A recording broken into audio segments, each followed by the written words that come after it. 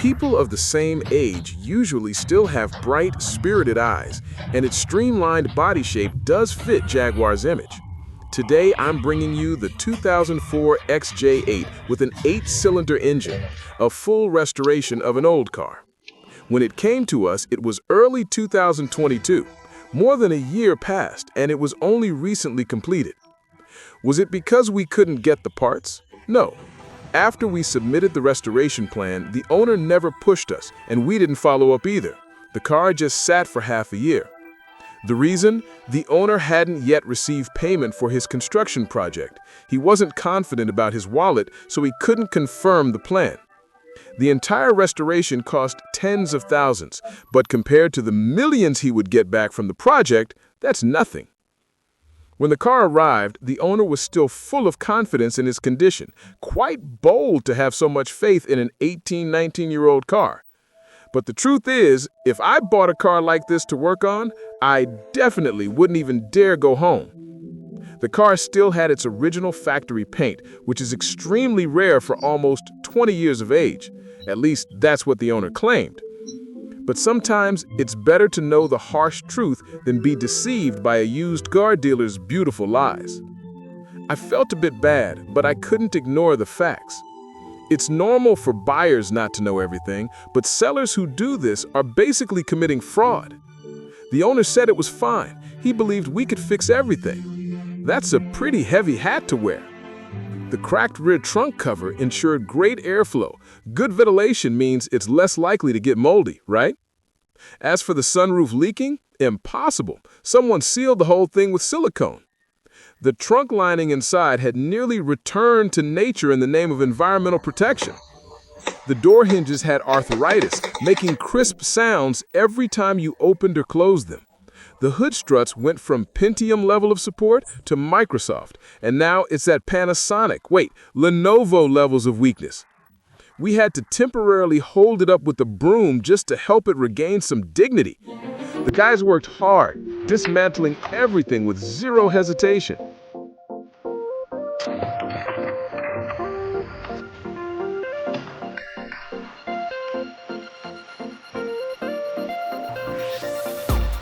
Part of the rear windshield's rubber seal had been pushed inward. The possible reason is that during a full repaint, they pressed it in and never pulled it back out properly. After we hooked it back out, we used some hot air to soften it. I believe it can still be saved. The front windshield seal had also been stuck due to the repaint. You can see this kind of repainted over the original trim issue all over the car.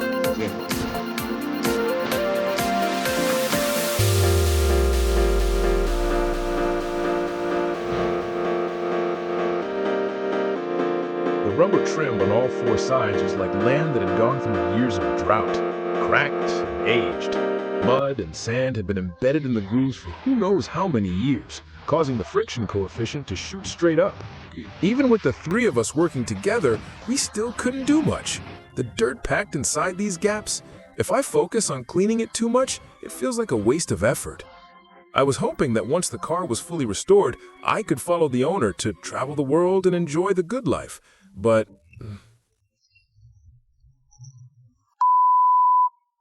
how did it end up like this?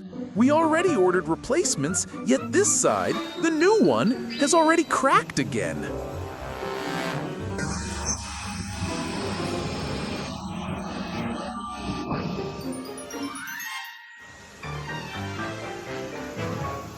After removing the four waistline trims, the paint came off with them, blown away as if by the wind.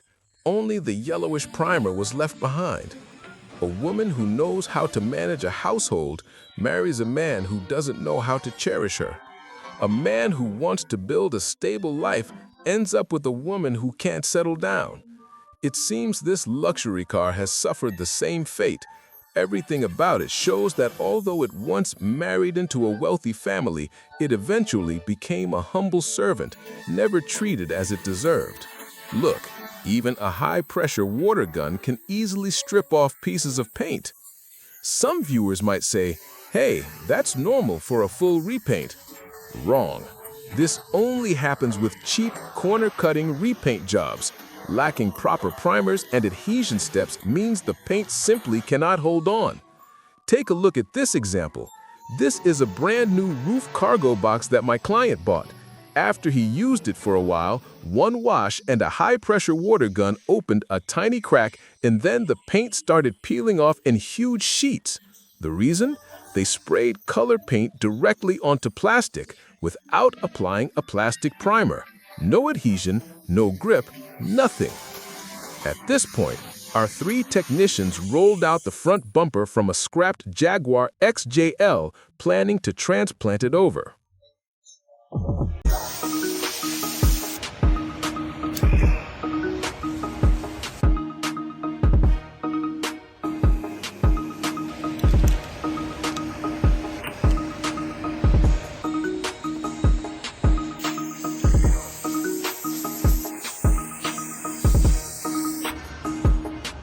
This kind of repair method would definitely be rejected by perfectionists, but replacing it with a brand new one would cost several thousand.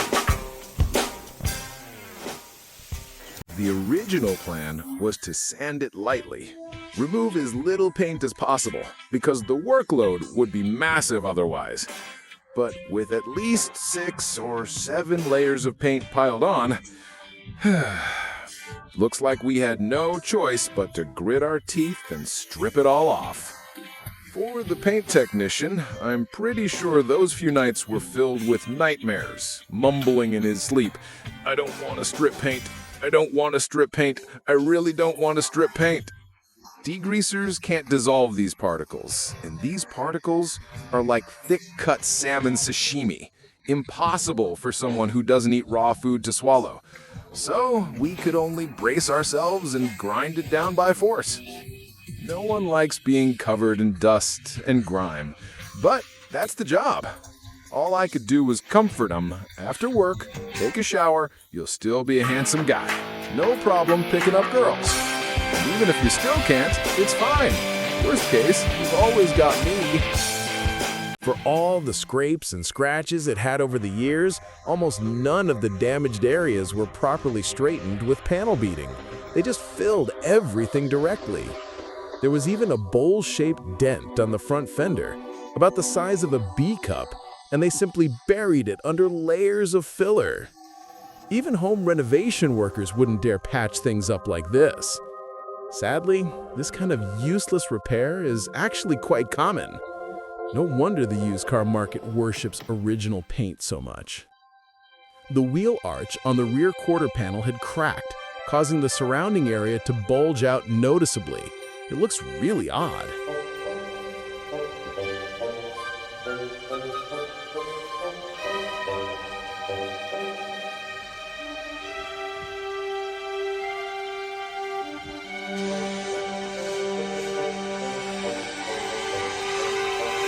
All right, why didn't they straighten the panels, even though the body was deformed before? The answer is aluminum bodywork. Because aluminum panels are generally 1.5 to 2 times thicker than steel panels, and aluminum alloy has higher thermal conductivity and a larger expansion coefficient. Its chemical properties are also more reactive. During welding, it easily develops oxidation, heat spots, and cracks. So, working aluminum panels really tests a technician's skill. If any of these issues occur, the result might be worse than not doing panel beating at all. That's why many shops just fill everything with putty and still charge full price. But if I plan to do that, I'm sure the owner wouldn't accept it.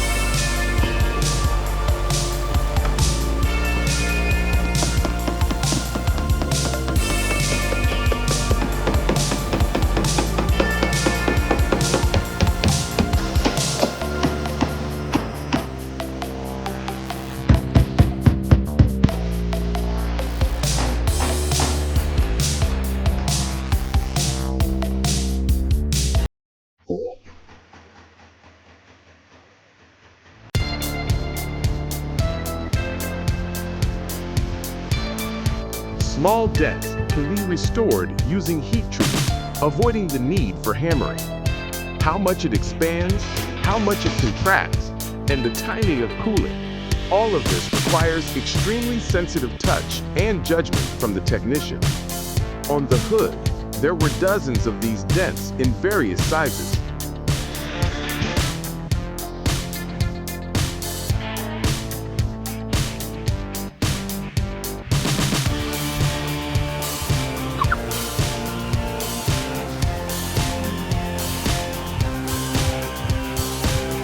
But this method isn't. If the dent is too large, too deep, or not a gentle depression, it won't work. You still have to rely on the hammer.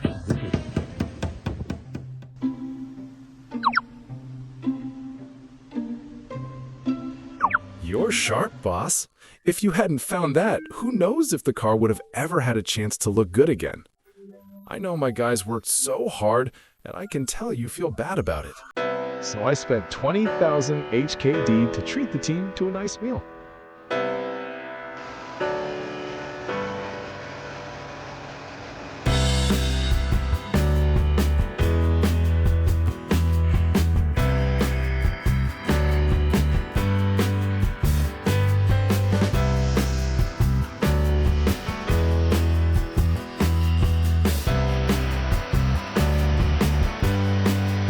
But the next moment, I couldn't help but frown because I noticed oxidation marks on the aluminum at the A-pillar of the front windshield.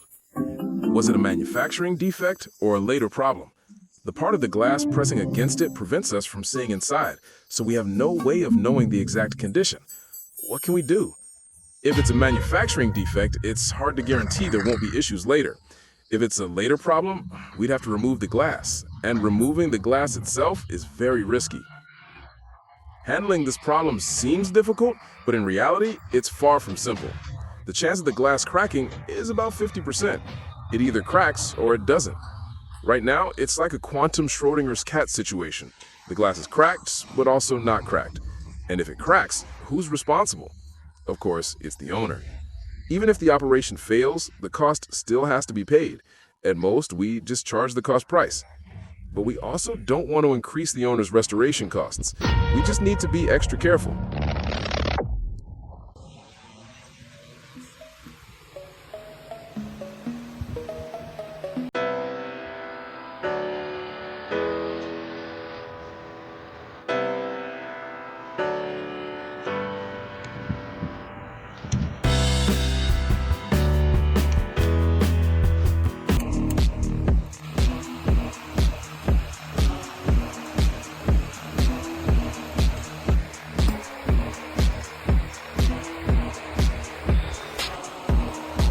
As the two large suction cups lifted the glass, we finally let our hearts settle, suspended in midair until then.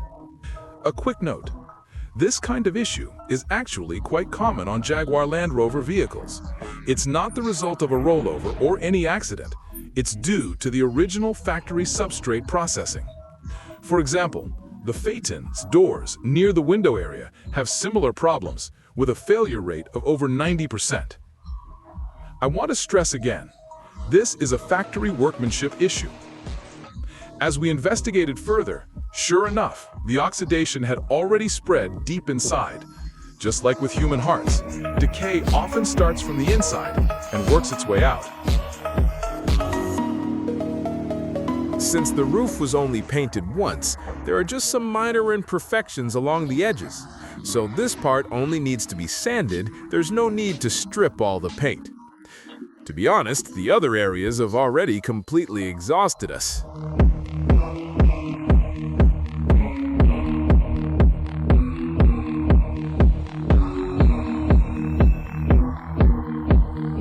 Restoring an old car isn't just about surface-level work. Likes are nice, but the internal quality is just as important. Did anyone notice that the driver's side is sagging? If you're buying a used car on a tight budget, it's best to avoid models with air suspension. There's a reason it's considered luxury. The parts themselves are expensive. A single set can easily cost 80,000 to 100,000 yuan. Don't try to cut corners with used parts or refurbished components. those will just keep sending you back to the workshop. The owner grit his teeth and said, "Go ahead and install it. I'm risking it all."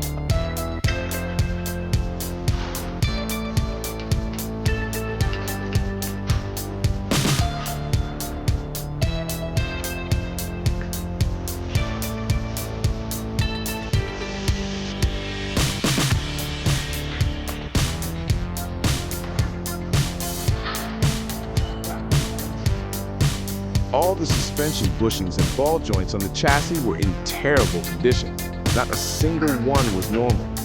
Driving it felt like it was falling apart.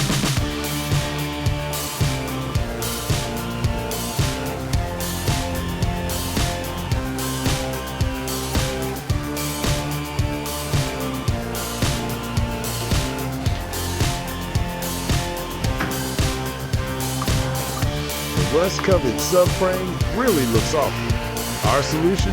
We just pretend not to see it. The subframe, as the connecting bridge between the suspension and the body, also called the axle, does need some cushioning. So it comes with rubber bushings. But after so many years without replacement, they've rusted solid and fused together. Conventional press and push methods are completely ineffective. We can only rely on brute force to work miracles.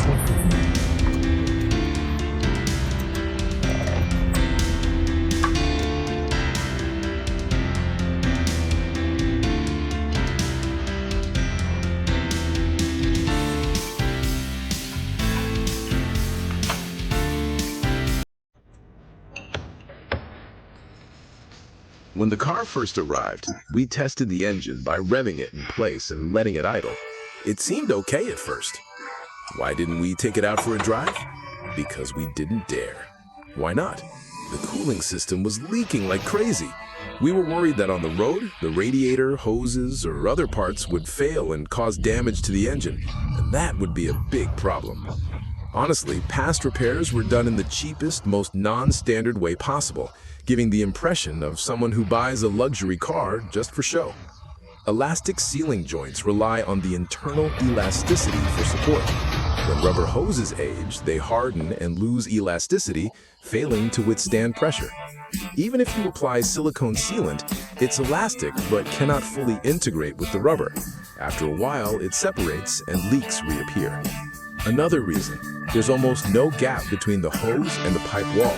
Any sealant you put in gets almost entirely squeezed out. Look at the hose above. We call it Shao Shui. Its braided layer has several more layers than the original. We customized reinforced hoses for the entire car. On the branched pipes, we eliminated the connectors entirely. Everyone knows, the more joints, the more potential leak points. A single OEM rubber hose costs over 1,000 yuan, and each connector costs several hundred. Think about it carefully. The 4 front bumper trims had been broken by previous scrapes, and the chrome layer had peeled off. We checked the price, too expensive, so we decided to just apply some restoration paste to keep them usable. So how much does it cost to restore an old car? It depends on the owner's choices and the actual condition of the car. If your budget allows, replace parts with new ones. If money is tight, repair what you can. If something can't be fixed, then replace it. For this car, we plan to use anti-chrome coating to restore the parts. Replacing them would be prohibitively expensive.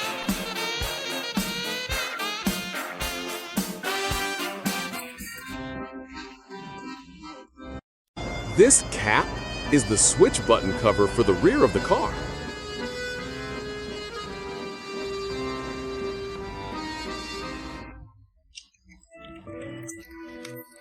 The corrugated hoses for the speed limiter.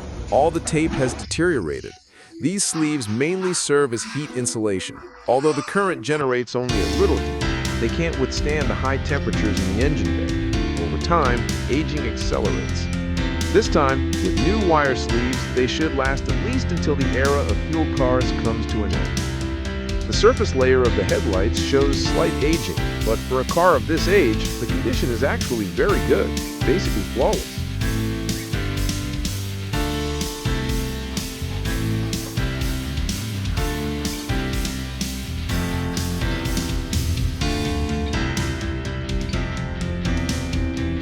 After sanding, we applied a new UV layer. The brand new air suspension is ready, using Bilston as a replacement. Although it's only slightly cheaper, the performance and quality are both excellent.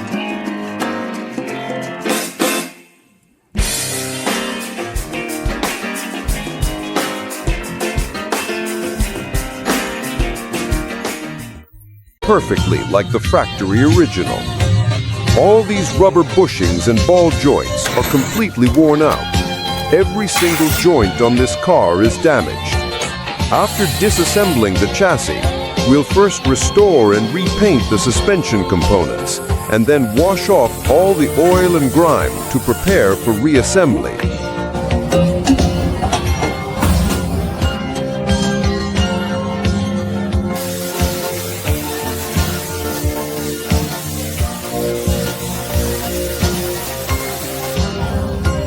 It's leaking oil again.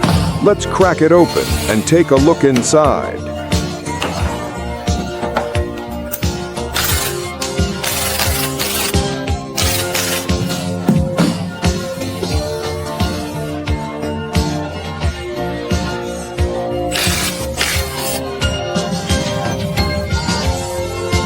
A gentle breeze coming through. No wonder there's an air leak. The seal was way too thin and worn out.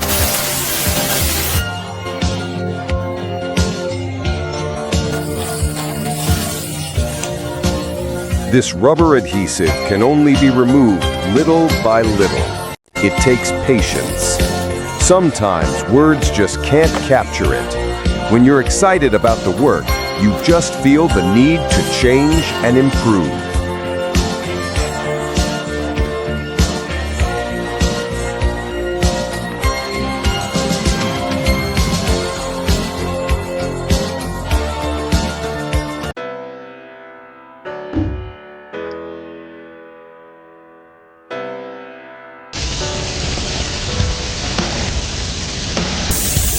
We are degreasing once again to increase the paint's adhesion and restoring the differential's nameplate to its original shine. After that, it's baked at high temperature for durability. Camouflaged under the surface in this little Urumqi-like corner, having you and me here is already enough.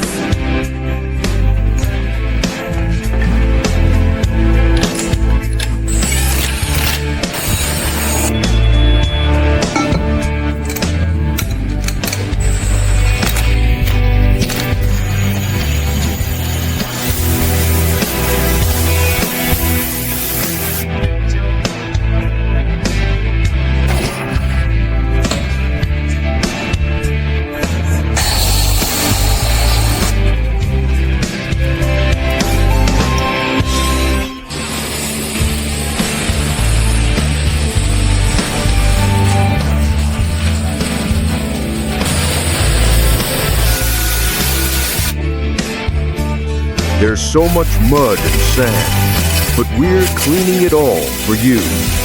Every detail, every scene done with care. We've replaced and swapped out the bearings, old ones for new. As for the sandblasted Buddha ornament, don't ask why I didn't replace it. It's not that I don't want to. It's just that sometimes this is all a kind of quiet devotion.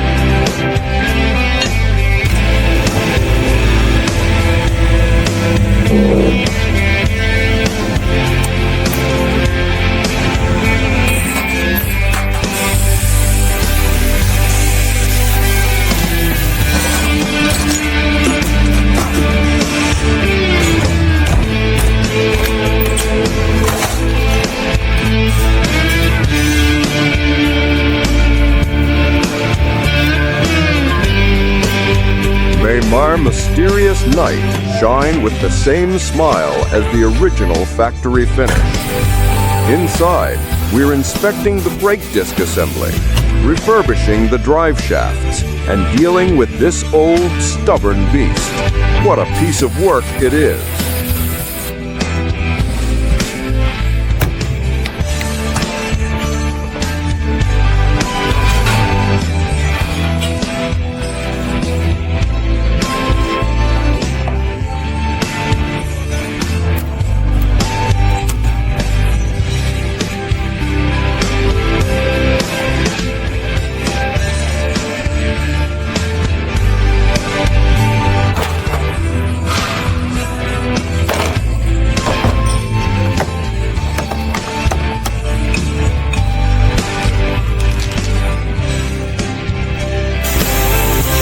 Next, we're working on the wiring. And don't ask me why. First, because the design service light is unclear. And second, because the Jaguar's electrical system is extremely complex. Do not attempt this yourself. When using a dry cleaning agent on the wires, be careful to avoid corrosion or short circuits. We're also replacing the control module to ensure everything runs perfectly.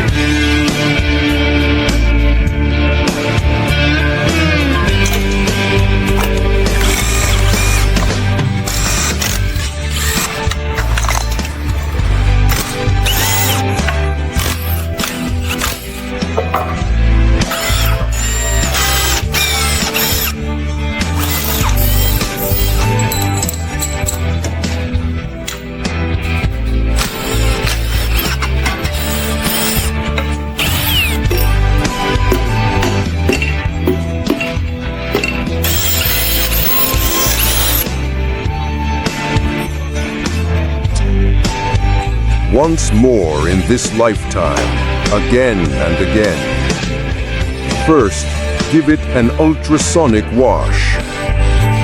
Let's install the engine. Why are you grinning at the American talk? Do you see the volt mark on the crankshaft? Clean it thoroughly before installation.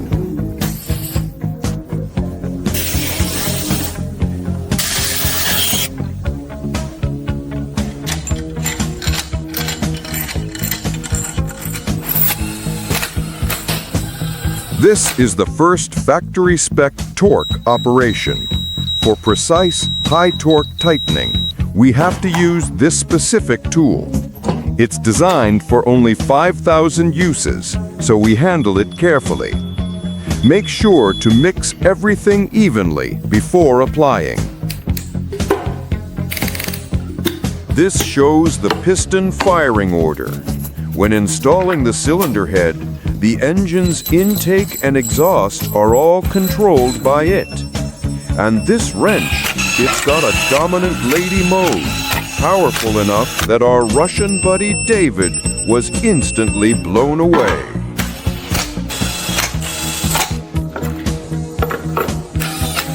It's only got 5.9 Newton meters of torque, just the right amount of force for this step.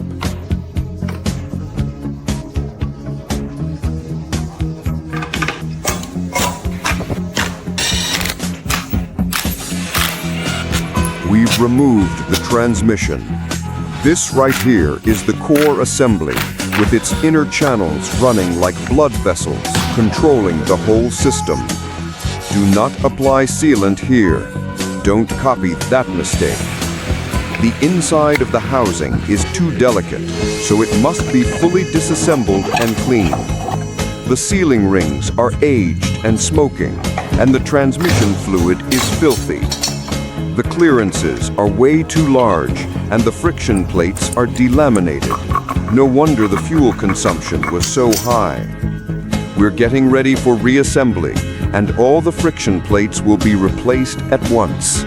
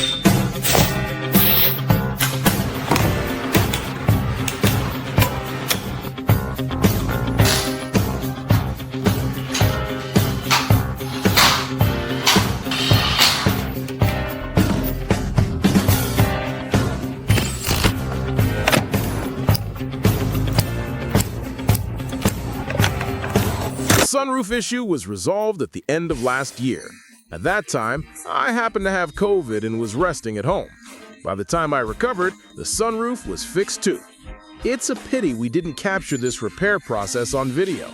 Similarly, we also missed filming parts of the engine work, timing kit replacement, various oil seals, and so on. But these were all just normally aged components, nothing particularly special.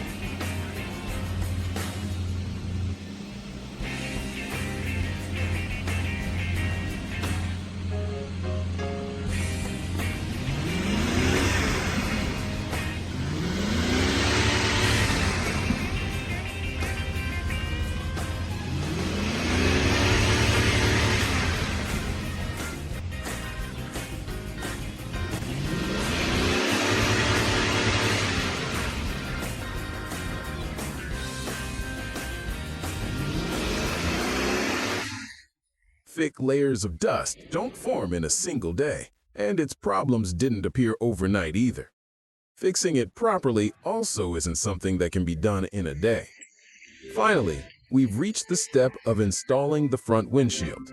The matte area is the base coating of the glass. This step is mandatory for standard glass installation. If you skip it, under more extreme conditions, it's not just about air or water leaks. There's also a risk of peeling. Applying the sealant has its own technique. Height is more important than width. When the glass is pressed down, the sealant becomes thinner but spreads wider. Many owners who experience leaks after replacing their glass probably didn't apply the sealant high enough.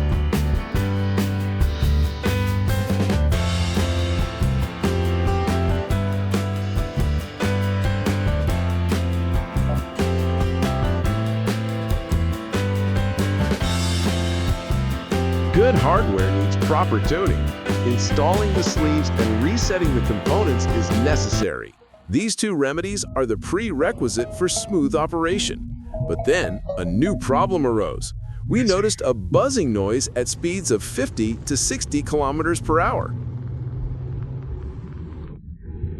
Oh no, could it be an engine problem? We figured it out. It sounded more like a brake issue.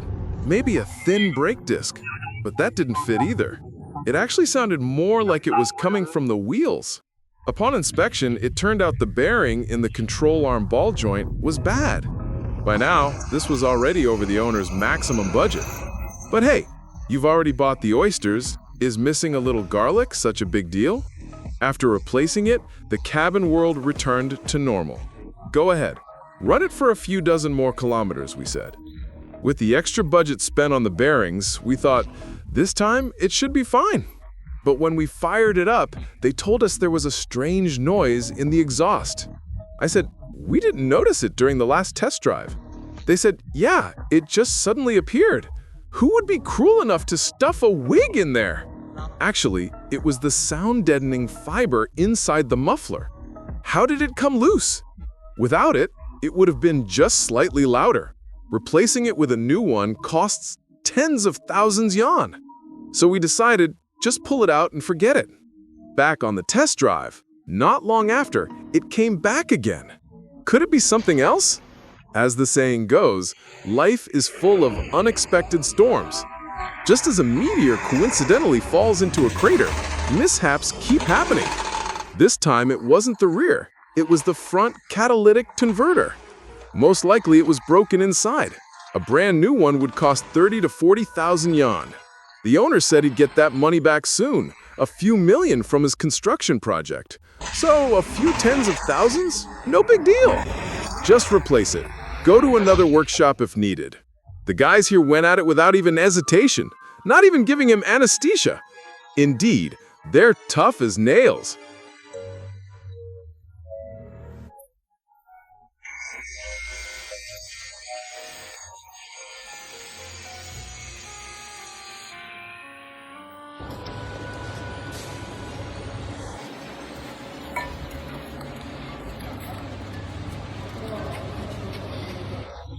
The catalytic converter inside is still in decent condition.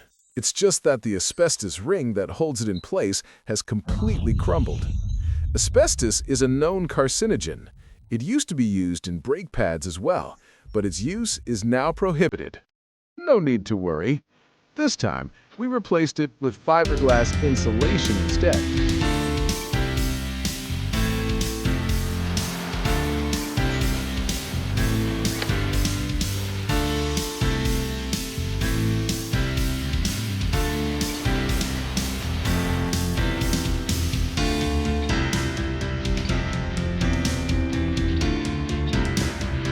This time I thought, do you still want to push it?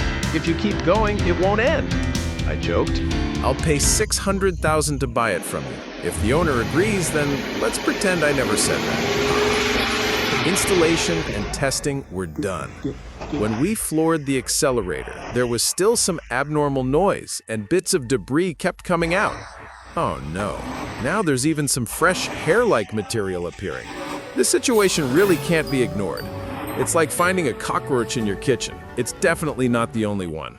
We had to work completely dry, no lubrication, full force. Also, the previous repair was only for the front section, not the mid or rear sections. Otherwise, debris from the front would just get blown back, contaminating the rear. The source of the noise? It's exactly the resonance created by these rust particles.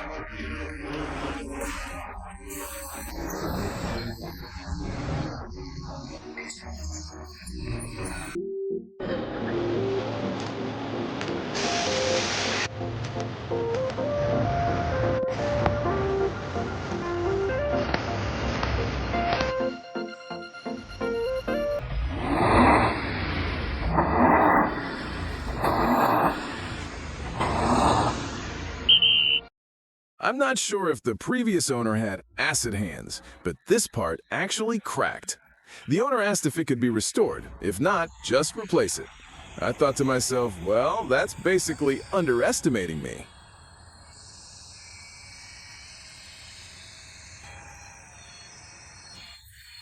Oh wow, this really is wood. Its transparent coating is wood lacquer.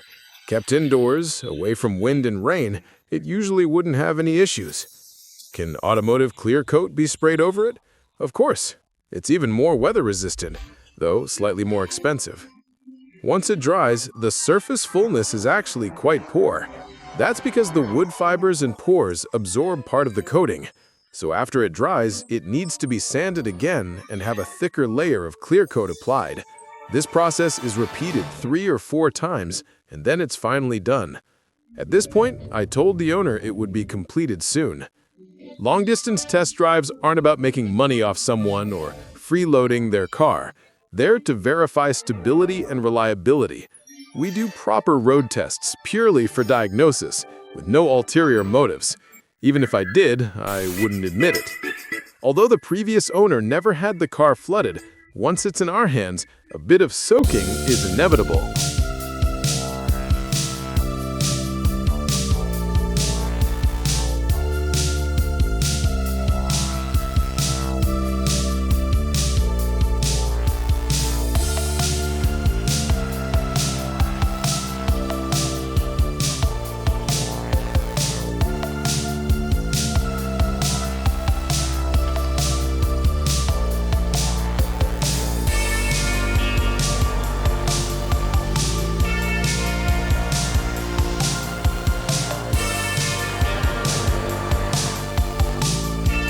Years of patina are essentially other people's sweat. Just imagine it. The grime and grit from someone's skin evenly rubbed all over the interior. What kind of city does that paint in your mind?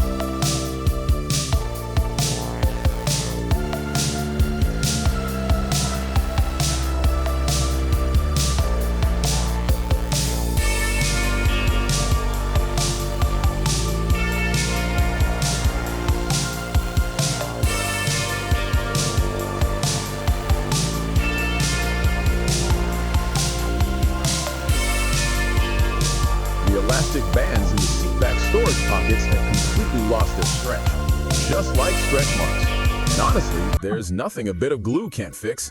If there is, then just add more glue. Both seatback latches were broken too, so they couldn't stay in place. No need to ask why. Clearly someone installed aftermarket headrest screens and snapped all the clips inside. Breaking the base is one thing, but they even cut the headrest leather too wide, leaving a hole. The armrest box? Its bones were all broken as well. After taking it apart for a closer look, we finally found the culprit. The plastic piece that holds the spring in place had snapped. And over here, this part was broken too. At that moment, a wave of helplessness washed over me. The plastic wings on the rear seats were also loose and floppy. Turns out it was just another broken locking clip. This one was so easy to fix that we honestly didn't even feel like dealing with it. So we simply didn't. Whatever. Seriously, how was this car even used before? I'm speechless. My client said his wife has already started to suspect he's doing drugs, so he hopes we can fix everything with the lowest possible cost, like spending 79 yuan.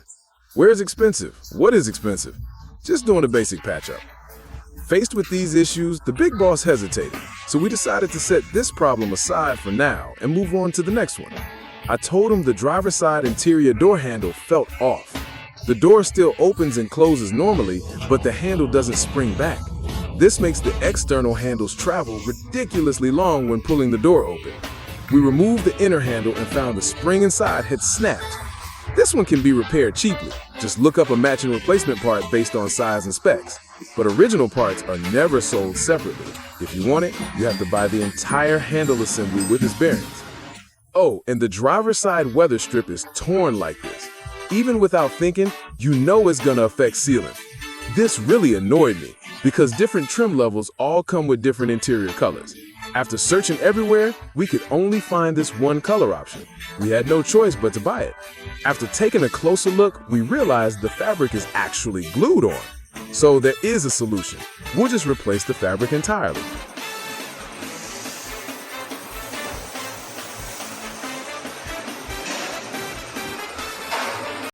Because of the sagging headliner, the interior had glue failure in several places as well. The owner gritted his teeth, the kind of gritting that makes your gums bleed, and finally decided to redo the seats along with everything else. As for the armrest box, the owner bought a used one himself for a little over 2,000 yuan and sent it to us. Normally, I strongly oppose using salvage parts, but for something that doesn't affect driving safety, I don't have much of an issue. It's not like a brand new one is unavailable. It just costs around 8,000 to 9,000. This reminds me of a saying, love doesn't need money to prove itself, but love still needs money. We originally picked a headliner fabric that matched the color and texture quite well, but then another problem popped up. It had clearly been rewrapped once before. After tearing off the old fabric, we found that the underlying surface wasn't in good shape at all. If we used the same type of material again, those tiny creases underneath would show through even more, making the finish uneven and honestly quite ugly. Switching to Alcantara solved that issue, but the leather color, that was another headache. So many areas had been resprayed with leather paint, and some of that paint had already faded. We didn't even know which part to use as the correct color reference. Whatever, just pick something close enough and call it a day. After about a week, all of the refurbished interior pieces were finally delivered back to us.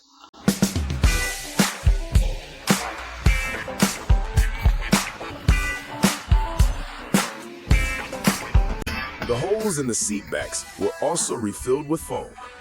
It may not be 100% original anymore, but it instantly looks so much better. Honestly, if the owner had decided to redo the whole set from the start, we wouldn't have wasted all that effort cleaning everything first. But then, another problem. The electric headrest lift function was completely gone. All because whoever modified this thing earlier removed the entire base mechanism responsible for raising and lowering the headrest, and even threw it away. This is why people say, I'd rather buy a repaired accident car than a car that's been butchered with stupid mods. Now you understand, right? We used every ounce of effort we had to finally source the right replacement parts. The metal rods of the headrest are supposed to slide into this bracket. Then the motor drives the gears in the base to raise and lower the headrest.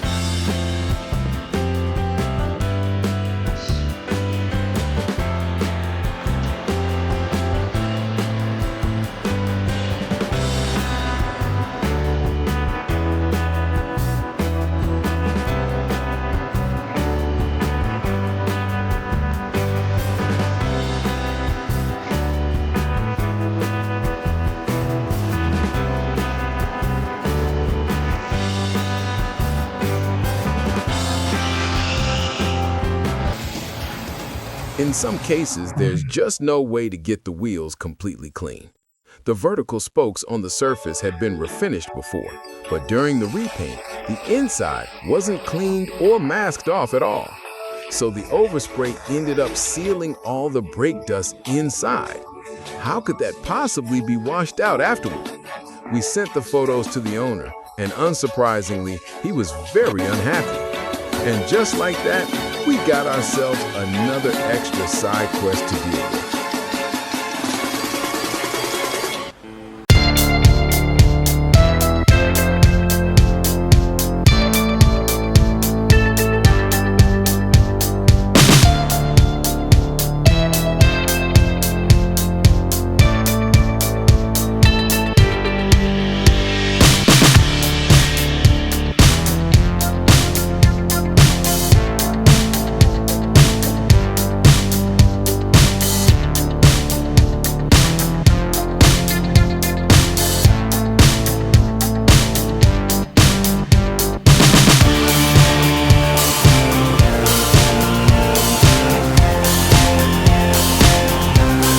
Surface fuller and eliminate small imperfections in the clear coat, we usually perform a full body polish on the entire car. These marks here are called holograms. They're traces left behind from the initial rough polishing. If we compare it to sculpting, this step is basically the shaping stage. And no, the clear coat can't hide these marks. So next, we move on to the final refinement. Why don't we take a look at a before and after comparison?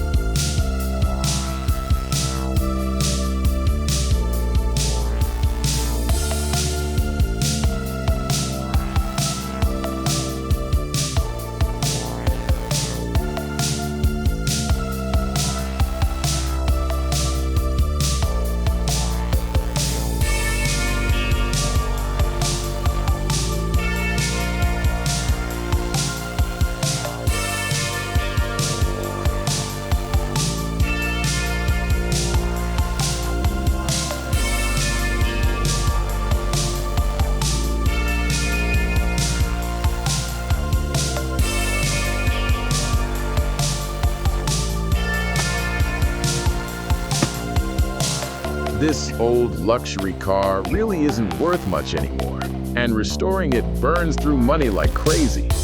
Once the refurbishment project starts, the sheer number of problems is like opening up a stove and discovering a huge cockroach nest.